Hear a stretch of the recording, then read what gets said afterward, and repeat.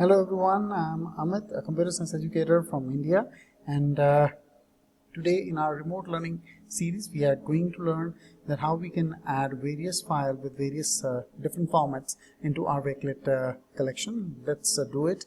I have an empty collection called remote learning resources. I've just given it a cover page as well as a title, and let's edit it to add some resources which will be in the form of various file format other than PDF, because when we hit this plus button we only see one file format, that is PDF, but we can add our document file, spreadsheet, as well as presentation or any other file format if we can use the next two buttons, that is Google Drive and OneDrive, which are already integrated with our Wakelet platform. So let's do it through Google Drive.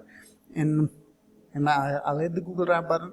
If my account is already signed in, it will open my Google Drive. So in my Google Drive, I have some presentation.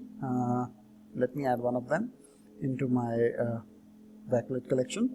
Yes, it's coming up, and it was a present PPT file. So let me add some another file format like a spreadsheet. So it will also be added. Next, let me add some different format like a document file. Let me see if I have one. Yes, I have one.